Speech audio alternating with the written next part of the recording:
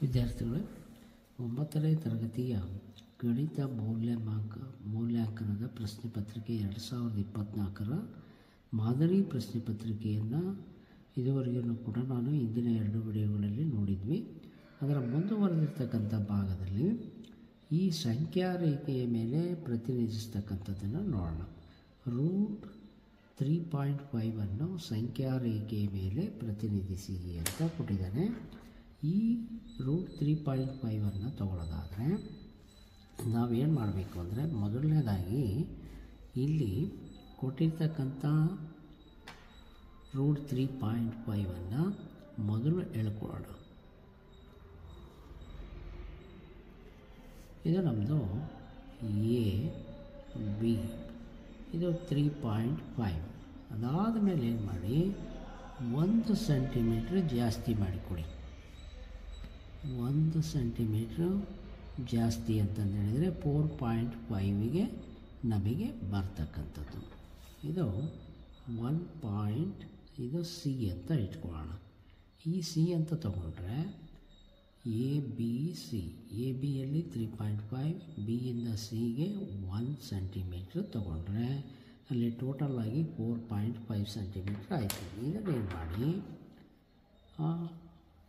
A ಸಿಯನ್ನು ಅರ್ಧಿಸ್ರಿ. ಅಂದರೆ A ಸಿಯಲ್ಲಿ ಮುಕ್ಕಾಲು ಭಾಗದಷ್ಟು ಇಟ್ಕೊಂಡು ಲಂಬಾರ್ಧಕ ರೇಖೆಯನ್ನು ಎಳೀತಕ್ಕಂಥದ್ದು ಎಯಿಂದ ಮತ್ತು ಸಿಯಿಂದ. ಆವಾಗ ನಮಗೆ ಒಂದು ಲಂಬಾರ್ಧಕ ರೇಖೆ ಸಿಗುತ್ತೆ. ಈ ಮಧ್ಯಬಿಂದುವನ್ನು ಎಮ್ ಅಂತ ಬೇಕಾದರೂ ಇಟ್ಕೊಳ್ಳೋಣ, ಅಥವಾ ಓ ಅಂತ ಬೇಕಾದರೂ ತಗೋಬೋದು. ಈ ಬಿಂದುವಿನಿಂದ ಎ ಮುಖಾಂತರ ಮತ್ತು ಸಿ ಮುಖಾಂತರ ಹಾದು ಹೋಗುವ ಹಾಗೆ ರೇಖೆಯನ್ನು ಎಳ್ಕೊಳ್ಳೋಣ. ಇದು ನಮ್ಮದು ಮೊದಲನೇದಾಗಿ ಎ ಸಿಯಲ್ಲಿ ಸಿಗ್ತಕ್ಕಂಥದ್ದು. ನೆಕ್ಸ್ಟ್ ಒಂದು ನಮಗೆ ರೂಟ್ 3.5 ಬೇಕಿರೋದ್ರಿಂದ 3.5ನಲ್ಲಿ ಬಿನಲ್ಲಿ ಇಟ್ಕೊಂಡು 90 ಡಿಗ್ರಿಯನ್ನು ಗುರುತು ಮಾಡಿಕೊಡಿ. 90 ಡಿಗ್ರಿಯನ್ನು ಗುರುತು ಮಾಡಿಕೊಟ್ರೆ ಆ 90 ಡಿಗ್ರಿಗೆ ಒಂದು ರೇಖೆಯನ್ನು ಈ ಅರ್ಧ ವೃತ್ತ ಎಳೆದಿರ್ತಕ್ಕಂಥ ಡಿ ಬಿಂದು ಅಂತ ಇಟ್ಕೊಳ್ಳೋಣ. ಇದಕ್ಕೆ ಹೇಳ್ಕೊಳ್ಳೋಣ. ಅದಾದ ಮೇಲೆ ಈ ಎಮ್ ಮತ್ತು ಡಿಯನ್ನು ಸೇರಿಸ್ಕೊಳ್ಳಿ. ಸೇರಿಸ್ಕೊಂಡಾದಮೇಲೆ ಇದನ್ನು ಈ ರೇಖೆಯನ್ನು ಸ್ವಲ್ಪ ಮುಂದಕ್ಕೆ ಎಳ್ಕೊಳ್ಳಿ. ನೆಕ್ಸ್ಟ್ ಬಂತು ಏನು ಮಾಡಿ, ಬಿಯಿಂದ ಡಿಗೆ ಅಳತೆ ಇರ್ತಕ್ಕಂಥದ್ದು. ಇದಕ್ಕೆ ನಾವು ರೇಖೆಯನ್ನು ಅಥವಾ ಒಂದು ಕಂಸವನ್ನು ಎಳ್ಕೊಂಡ್ರೆ ಇದೇನಾಗುತ್ತೆ, ನಮಗೆ ರೂಟ್ 3.5 ಆಗುತ್ತೆ. ಹಾಗೆಯೇ ಬಿನಿಂದ ಇ ಅಂತ ತಗೊಂಡ್ರೆ ರೂಟ್ 3.5 ಬರ್ತಕ್ಕಂಥದ್ದು ಮಾನಗಳು ಅಂತ ತಗೋಬೋದು. ಇದು ನಾವು ರೂಟ್ 3.5ಅನ್ನು ಸಂಖ್ಯಾ ರೇಖೆಯ ಮೇಲೆ ಪ್ರತಿನಿಧಿಸ್ತಕ್ಕಂಥದ್ದು. ರಚನೆಗಳನ್ನು ಬರ್ಕೋಬೋದು. ಎ ಬಿಯಲ್ಲಿ first 3.5 centimetre, A B is equal to 3.5 centimetre ರೇಖಾಖಂಡವನ್ನು ಎಳೆಯಿರಿ. ನೆಕ್ಸ್ಟ್ ಬಂತು ಬಿ ಇಂದ 1 ಸೆಂಟಿಮೀಟರ್ನಷ್ಟು ಸಿವರೆಗೆ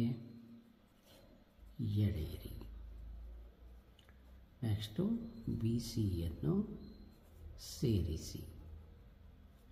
ಅದಾದ ಮೇಲೆ ಎ ಸಿಗೆ ಲಂಬಾರ್ಧಕ ರಚಿಸಿ.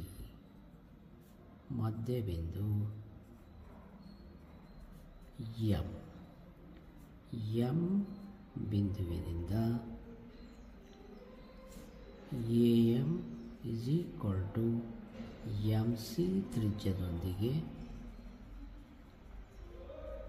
ಅರ್ಧ ವೃತ್ತ ರಚಿಸಿ. ಅದಾದ ಮೇಲೆ ಎಮ್ ಬಿ ಬಿಂದುವಿನಲ್ಲಿ ಬಿ ಬಿಂದುವಿನಿಂದ 90 ಡಿಗ್ರಿ ಕೋನವನ್ನು ಅರ್ಧ ವೃತ್ತದ ಮೇಲೆ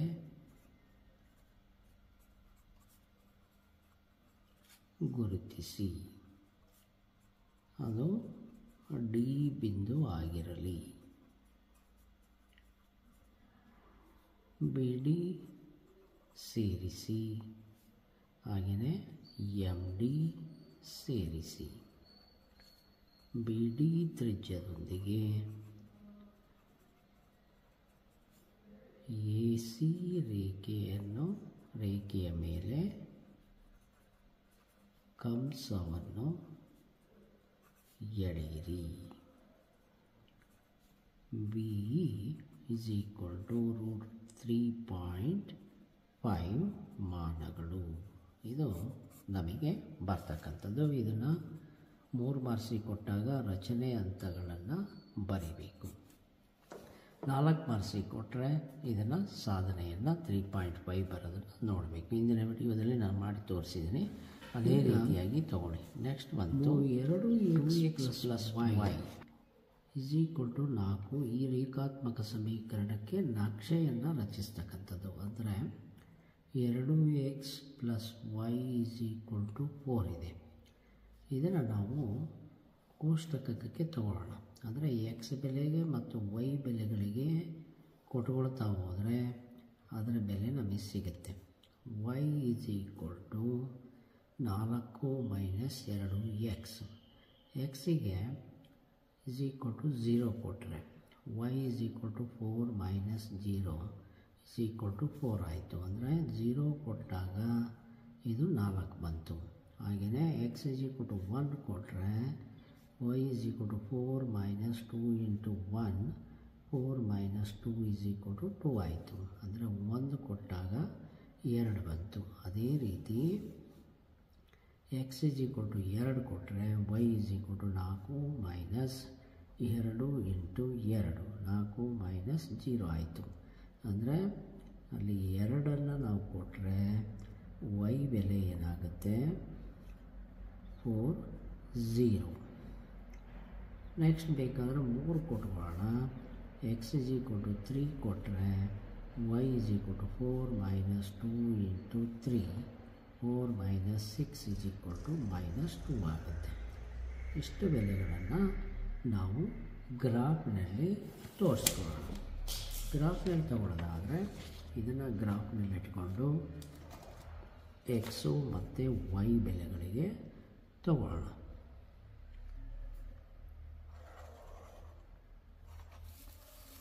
ಹಾಗೆಯೇ ಈ ಬೆಲೆಗೆ ತಗೊಂಡ್ರೆ ಇದು x' x y' y. X ಅಕ್ಷ ಸ್ಕೇಲನ್ನು ತಗೊಂಡ್ರೆ ಪ್ರಮಾಣ x ಅಕ್ಷ is equal to 1 unit is equal to 1 centimetre. y ಅಕ್ಷ is equal to 1 unit is equal to 1 centimetre. ಇದು ಪ್ಲಸ್ಸು ಪ್ಲಸ್ಸು, ಇದು ಮೈನಸ್ಸು ಪ್ಲಸ್ಸು, ಇದು ಮೈನಸ್ಸು ಮೈನಸ್ಸು, ಇದು ಪ್ಲಸ್ಸು ಮೈನಸ್ಸು.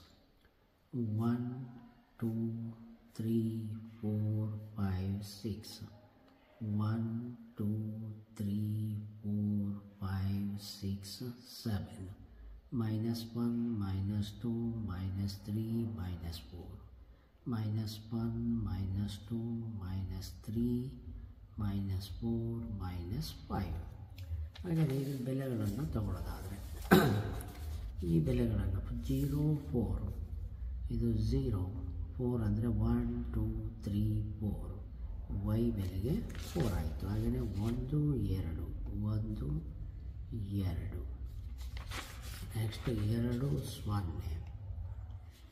ನೆಕ್ಸ್ಟು 3 - 2 3 -2 2, 0 1, 2 ಹಾಗೆಯೇ 0, 4 ಈ ಬೆಲೆಗಳನ್ನು ಸೇರಿಸಿಬಿಡೋಣ.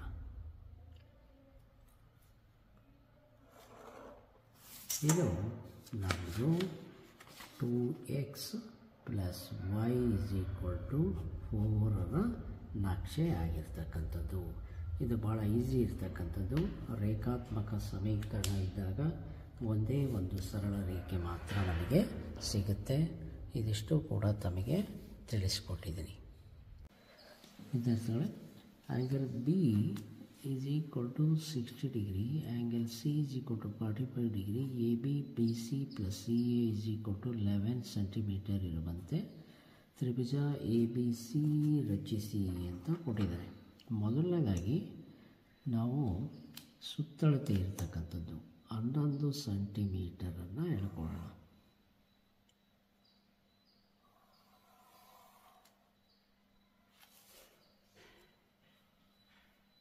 ಇದನ್ನು ಪಿ ಮತ್ತು ಕ್ಯೂ ಅಂತ ಇಟ್ಕೊಳ್ಳೋಣ. ಹಾಗೆಯೇ ಆ್ಯಂಗಲ್ ಸಿ ಬಿ ಮತ್ತು ಸಿ 60 ಡಿಗ್ರಿ ಮತ್ತು 45 ಡಿಗ್ರಿ ಇದೆ. ಇದನ್ನೇನು ಮಾಡಿ ಒಂದು ಅರ್ಧ ವೃತ್ತದ ದಿನಸಿನಲ್ಲಿ ಕೈವಾರದಲ್ಲಿ ತಗೊಳ್ಳಿ ಅಥವಾ ಕೋನ ಮಾಪಕದಲ್ಲಿ ತಗೊಂಡ್ರೂ ಸರಿ. ಇದನ್ನು 3 ಭಾಗ ಮಾಡಿ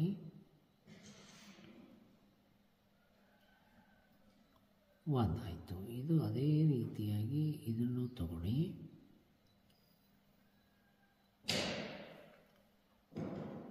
ನೆಕ್ಸ್ಟ್ ಬಂತು 3 ಭಾಗ.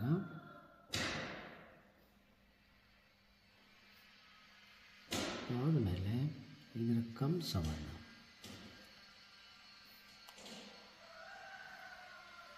ಇದು 90 ಡಿಗ್ರಿ ಆಗ್ತಕ್ಕಂಥದ್ದು. ಇದನ್ನು ಫಸ್ಟ್ ತೊಗೊಳ್ತೀನಿ.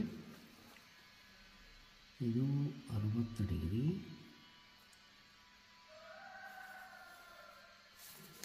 ಇದಾದ ಮೇಲೆ ಇದು 90 ಡಿಗ್ರಿ. ಆದರೆ 90 ಡಿಗ್ರಿ ಅವಶ್ಯಕತೆ ಇಲ್ಲದೇ ಇರೋದರಿಂದ ಈ ಬಿಂದುವಿನಿಂದ ಒಂದು ಕಂಸ, ಹಾಗೆಯೇ ಈ ಬಿಂದುವಿನಿಂದ ಒಂದು ಕಂಸ, ಇಲ್ಲಿಗೆ ನಮಗೆ 45 ಡಿಗ್ರಿ ಸಿಗುತ್ತೆ. ನೆಕ್ಸ್ಟ್ ಬಂತು ಇದನ್ನು ಕೋನಾರ್ಧಕವನ್ನು ಮಾಡಿಕೊಳ್ಳಿ. ಈ ಬಿಂದುವಿನಲ್ಲಿ ಇಟ್ಕೊಂಡು ಇದರಲ್ಲಿ ಒಂದು, ಹಾಗೆಯೇ ಈ ಕಂಸ. ನೆಕ್ಸ್ಟು ಈ ಬಿಂದುವಿನಲ್ಲಿ ಇಟ್ಕೊಂಡು ಒಂದು ಕಂಸ, ಇದರಲ್ಲಿ ಒಂದು ಕಂಸ. ನೆಕ್ಸ್ಟು ಇವೆರಡನ್ನು ಸೇರಿಸಿಬಿಡಿ.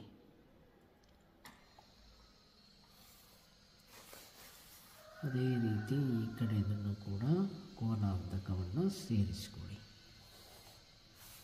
ಇವೆರಡೂ ಸೇರಿರ್ತಕ್ಕಂಥ ಬಿಂದು ಇದೆಯಲ್ಲ, ಇದನ್ನು ಎ ಅಂತ ತಗೊಳ್ಳಿ. ನೆಕ್ಸ್ಟ್ ಒಂದು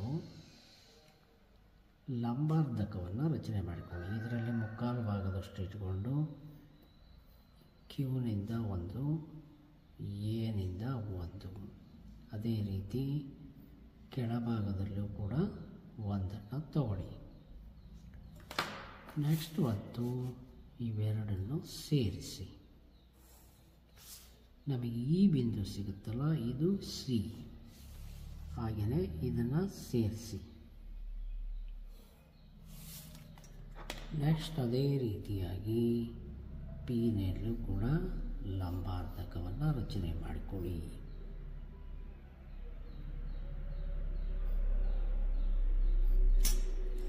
ಇದನ್ನು ಎರಡನ್ನೂ ಸೇರಿಸಿ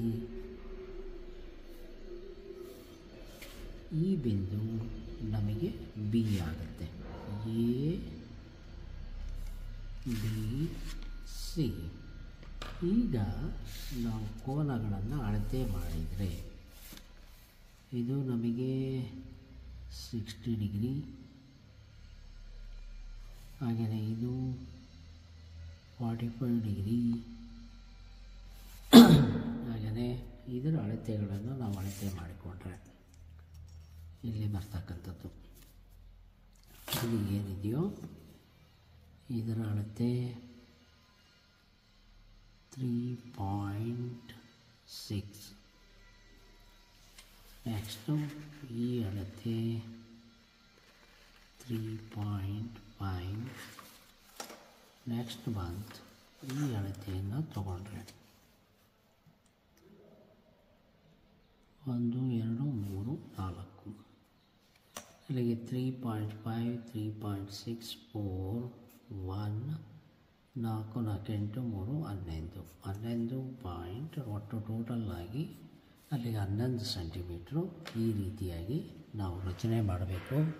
ಇಷ್ಟು ಕೂಡ ತಮಗೆ ತಿಳಿಸ್ಕೊಟ್ಟಿದ್ದೀನಿ. ಇನ್ನೂ ಏನಾದರೂ ಇದ್ದರೆ ಡೌಟ್ಸ್ ಇದ್ದರೆ ಕಮೆಂಟ್ ಮಾಡಿ ಅಂತ ಹೇಳ್ತಾ ಮತ್ತೊಮ್ಮೆ ನಿಮ್ಮೆಲ್ಲರಿಗೂ ಕೂಡ ಧನ್ಯವಾದಗಳು.